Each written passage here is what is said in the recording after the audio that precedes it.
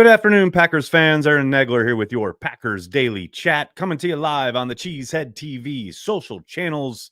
It is Thursday. We have heard from Green Bay Packers general manager Brian Gutekunst wrapping up the season with the attendant media in the Packers Media Auditorium earlier today. I want to go through some of the things he said. My takeaway is not going to be too expansive because I don't think there was anything surprising coming out of that session. And I think we've come to expect that from Brian in most of these occasions. I think the one real piece of news coming out is that Christian Watson's injury is the only one they are concerned about having to deal with going into 2025. Clearly, whether you're talking about Josh Myers, if he is back, Jaden Reed, Romeo Dobbs, all guys we saw go out in that final game. Sounds like none of this will kind of linger into 2025. So that's obviously excellent news. But yes, as a whole, Brian was even keeled and really does sound, it's kind of funny to sense so much frustration around the organization and the fan base coming out of that season, watching that final playoff loss, the way the team looked over the final 3 games in particular, lots of hand wringing, understandably so. And especially if you're a creature of the internet, if you guys are online as much as you are, I am, whatever, the vibe around the team can take on a certain tenor, and it's a lot of doom and gloom and a lot of frustration. But man, hearing from Brian, it sure feels like, okay, we've got a good handle on the situation. We know what happened and we know where we need to improve. Of course, Brian's never going to throw anybody under the bus. They're never going to see him kind of pointedly criticizing players or coaches and things of that nature. But it does feel like a guy who understands what transpired throughout this season, where the shortcomings were, where the concerns are, and where he needs to improve and augment his roster. But overall, I thought the tone was very much along the lines of, okay, we have been a young, ascending promise, a team filled with promise. It's time to grow up. It's time to, and I thought the kind of final, one of his very final answers, I believe it was to Jason Wilde, about having to find that sense of urgency. It's time to compete for championships.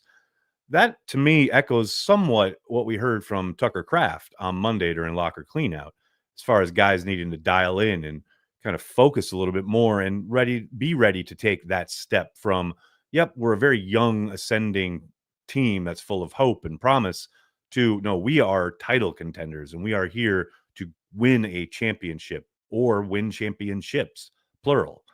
Now, obviously, a big component there is taking back the division, something that, there were a few questions, nothing really too concrete as far as how he felt watching his team lose all but one division contest this season. But I do think clearly that's the path that this Packers team has to be on in 2025. And it feels like Gutekunst is of the same mind as far as, okay, we are out of the shadow finally of the Aaron Rodgers era. There is a lot of maneuverability available for Gutekunst, for the personnel group this offseason, as far as either bringing guys back or signing free agents, drafting guys, or maybe even making a trade or two. It does feel like, again, it's time to use something from Lord of the Rings, put away the ranger and become the king, right? That is, to me, the vibe for the Green Bay Packers heading into 2025. Your mileage may vary. Man, reading the live chat there at the Packers YouTube channel is always entertaining and lively. But for the most part, it does feel like Gutekunst has a very clear vision of where he expects this team to head in 2025. And I will say, a lot of folks, we've had a lot of chatter both on this channel and kind of across the internet regarding Gutekunst's roster or Matt LaFleur's job as a head coach. I think both are severely, very clearly in focus in 2025. I'm not ready to say it's make or break time, but it certainly feels like this is a team that has to, underline, italicize, has to take a significant step forward next season. Otherwise, there are going to be some serious questions and conversations going around 1265 Lombardi as a new president and CEO takes the reins. And perhaps maybe if there is disappointment, wanting his own guys in charge. We will see. We got a long way to go until we get there, but just, always interesting to hear from the general manager. Again, he's never going to be too critical. He's never going to throw anyone under the bus, but always good to hear from Brian. And always good to hear from you fine folks. Packers fans worldwide, how you all doing? Let me give a shout out real quick to our good friends over at PrizePicks. PrizePicks is daily fantasy sports made easy. You just select 2 or more players, pick more or less on their projected stats, and place your entry. Quick withdrawals, easy gameplay, and an enormous selection of players and stat types are what make PrizePicks the #1 daily fantasy sports app. Go to prizepicks.com, use code CHTV, spend $5 on lineups, and get $50 instantly. PrizePicks is available in 43 different states, most importantly, including Wisconsin. And yes, this weekend, big games coming up in the NFL playoffs. I'll have my lineups tomorrow during this chat with you all. And of course, Monday for the college football championship. Going to be a lot of fun. So please be on the lookout for that. And if you want to join in the fun, use the link in the description of this video. Use code CHTV and get on board. Send me your lineups. All right, folks, what's going on? How we doing? Before I get going, I do want to give a shout out and a little recognition to the passing of Bob Uecker. Anyone who's been on this channel for any amount of time, years, what have you, will know that he is solely responsible for my coming back to baseball, as it were. The idea that I had been very, very out on not just the Brewers, but Major League Baseball as a whole. I didn't care. I paid no attention for years, and I'm talking over a decade. And then when the MLB app kind of came on the scene and I realized I could have Bob Uecker back in my life every summer afternoon or evening calling the games in my living room in New York City or, anywhere, actually, I went with my phone. It was absolutely, okay, maybe life-changing is a bit strong, but it was incredibly cathartic and really brought me back to a time playing catch in the backyard with my father each and every summer afternoon, or I would be outside playing and dad would be working on the house, but we always had Uecker's call on the radio. Every single day they played, that radio call was on in our home. And again, having it available to me, grown up with my own children, and then there's Bob's voice, I absolutely was 100% all the way bought back in to the Milwaukee Brewers. I had no idea at that time. This was years ago. I had no idea what was going on with the roster. I had no clue who was even playing for the team at that point. But all I knew is I could hear Bob's voice again. And again, it absolutely brought me back into the fold when it came to the Brewers. And I'm so happy it did, because I do enjoy listening to a Brewers game now in the summer afternoons or in the evenings. And that joy is directly because of him. So I don't want to belabor the point. Obviously, it's a Packers chat, but I did want to mention it.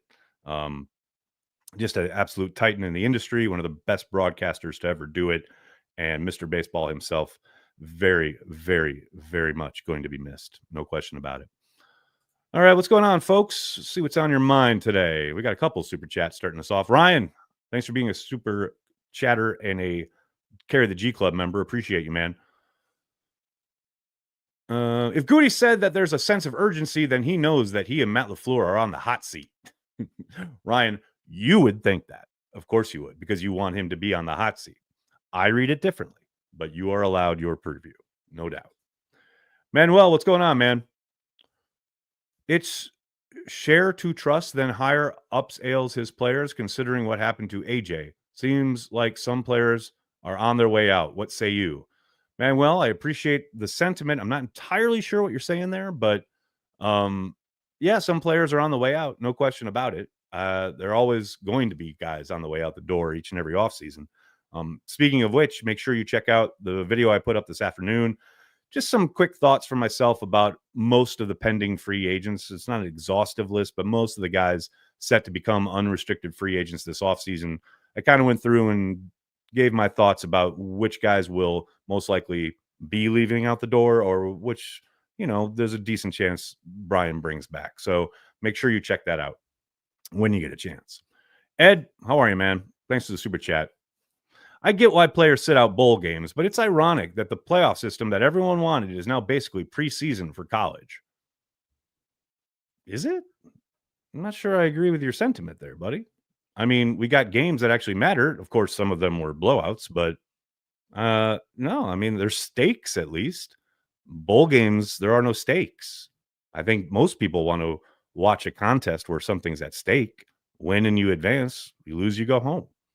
I don't mind that myself. That's just me. Luke, how are you, man? A positive I have from the last game is the Tucker tush push is looking strong. I mean, the fact that they ran it multiple times and it was successful each time they ran it, that is encouraging, right? I do think there's no doubt that teams will be looking at it over the offseason and trying to gin up some plans to stop it, but no question about it. That's encouraging as far as getting into short yardage situations and being able to convert almost at will. You kind of love that. I will say I'm fascinated to know, and I don't know if Matt would ever be kind of forthcoming with this, but I'm wondering if that's a direct kind of reflection of not wanting to utilize Jordan in that situation because of the knee. We know that that's something that had bothered him all the way through the season. Maybe that's, just a sign, another sign that, yeah, we don't want to ask him to do something that's going to cause discomfort and or put him in a bad spot, right? That said, it might just be as simple as, we think Tucker's a dog and he's going to get that extra yardage. And you certainly saw that happen on the first play where not only does he pick it up on the second effort, because remember, he's stuffed initially, but that second effort not only gets it, but then he picks up another extra 7 yards on the play with the kind of scrum down the field. Absolutely love it. Truly love it.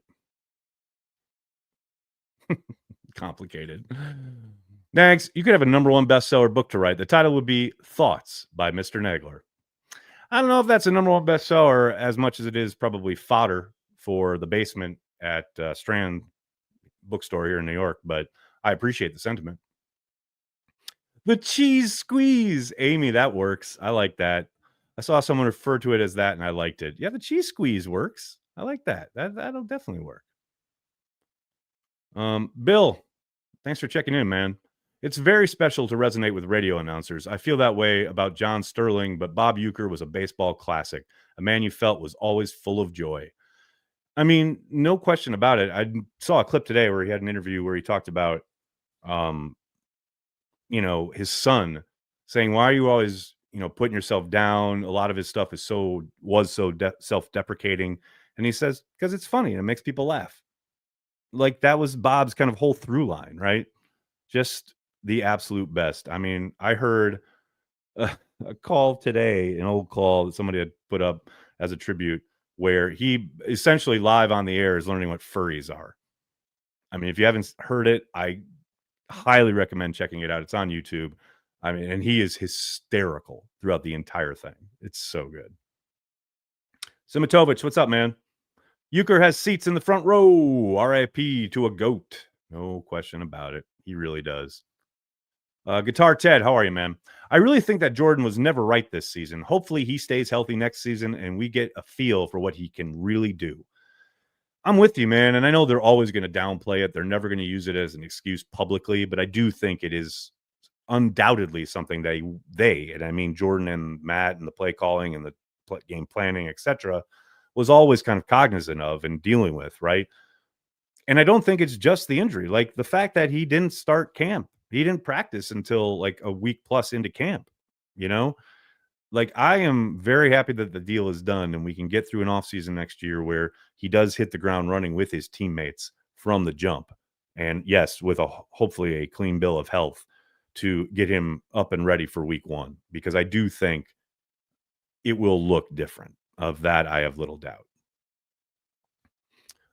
J-Rock coming up in here. Goody would never give 2 first-round picks for Crosby. Looking at the last 4 years first-round picks, would you not trade any 2 of them and possibly 3 of them for Max Crosby?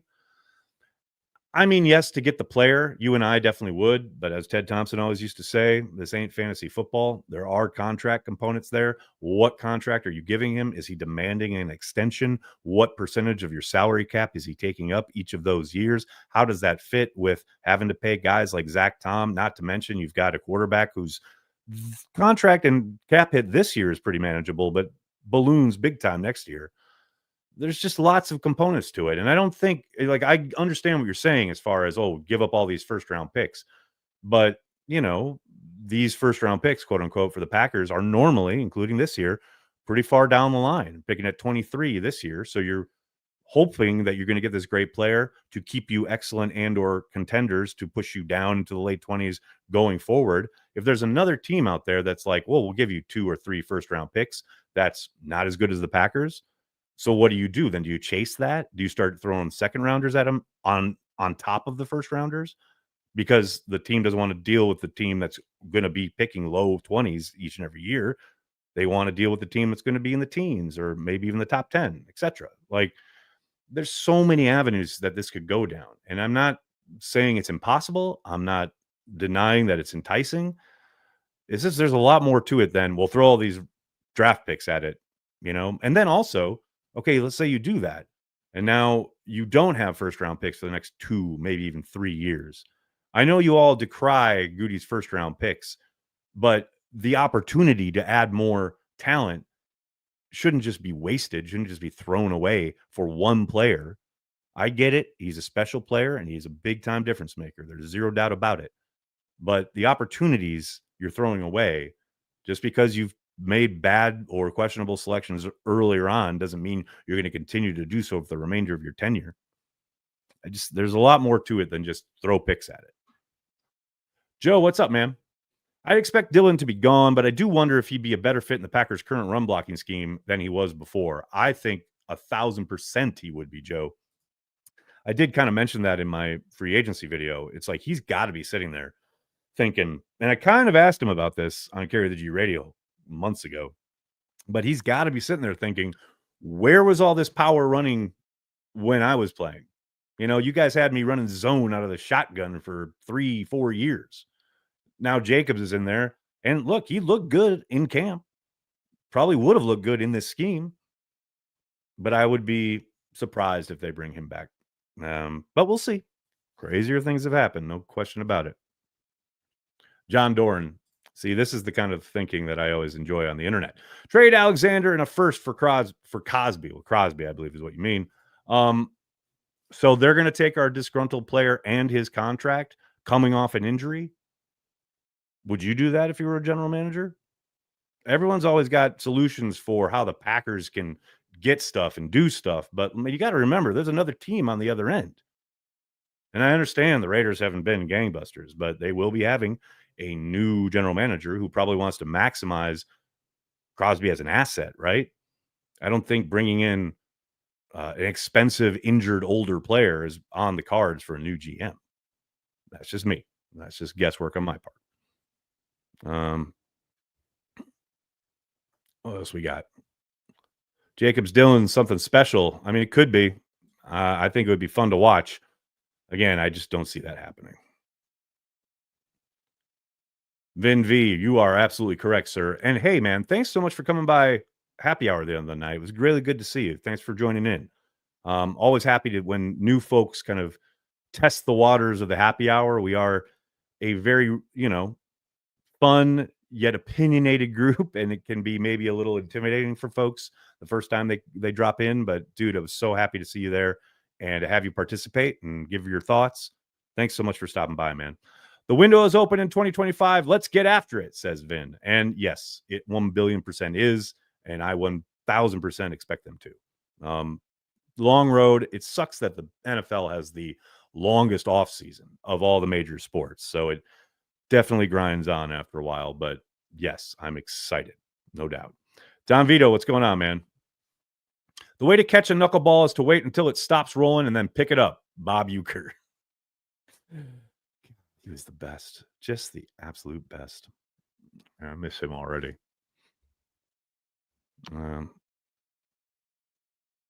Siggy, what's up? Next season, LVN would be considered a rookie? I'm not sure about your police work there, Siggy. I'm not quite sure what you mean, but I think next year is make or break for LVN. He's got to put it together, and it's got to start being productive. Hell, before he gets productive, he's got to get on the field. The fact that they've got guys, picked or even not picked, undrafted, playing way more snaps than him, it doesn't bode well, right? Absolutely 1,000,000% got to get him on the field with some regularity. Brock Miller, what's up, man? Who do you think Matt LaFleur hires as the next QB coach? Do you have any QB coach crushes? I do not. I think there's a decent chance he promotes from within. Maybe Connor Lewis or maybe even Sean Mannion, who's now been in the door for a year. But I will say, when he answered the question on Monday, he had a bit of a smile on his face when he answered Bill, and he said, you're just going to have to see. And, a little bit, like I said, a little bit of a smile. So feels like he's got an idea of who he wants to maybe bring in. But I do think the most likely occurrence is he promotes from within. Again, I think Connor Lewis is a decent possibility. Maybe John Dunn, maybe even Vrabel. One of the guys on staff, I would suspect, is most likely to get that call. But we'll see. Ryan, thanks again, man. If the NFL adds another regular season game that extends the season until President's Day weekend, it'll conflict with the Daytona 500. Yeah, Ryan, that's true, but I don't think the NFL cares much. I mean, they used to kind of stay out of the way of college football, and they're done doing that. They used to stay out of the way of the World Series and Major League Baseball. They're done doing that. I mean, hell, the NBA was sanctified on Christmas Day. You saw this season. The NFL's done acquiescing to that. Like, I don't think that's a concern for the NFL in any way, shape, or form. And to your point, I do expect that to transpire at some point. Whenever they renegotiate the next CBA, I suspect that extra game will be added, which sucks big time. It was perfect at 16. It's bad at 17. It's going to be even worse at 18.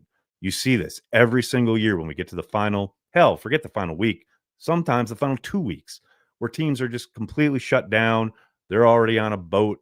They're already ready for their off season. Other teams are resting starters because they've already got the playoffs locked up. That shit's only going to get worse. I am not a fan of 18 games, but it adds a lot of money, and both the players and the owners will happily rake it in. Ralph, what's up, man? Hope half sucks at interviews. Yes, the news that Jeff Hafley will be interviewing for the Jets head coaching position broke when we were just wrapping up Packer transplants last night. I am not too concerned. I do think they are casting a wide net. Most of these teams are bringing in a ton of people this year. It's crazy. But obviously, yes, he could potentially break through and get that gig. I would be very surprised if that were to transpire. But like I said earlier, crazier stuff has happened. But I do think they are casting a net and getting as many kind of looks at various types of coaches as possible, which actually, I mean, forget for the Jets, for most teams, that's a smart approach. That's what you want to do. But I will be, again, very surprised if that's the route they go. All right, everybody, I'm going to have to get going. I cannot thank you enough for hanging out, talking Packers each and every day, Monday through Friday, right here on the Cheesehead TV social channels. Please do me a monster favor. Hit like on the video, subscribe to the channel, and then tell your friends and tell your family.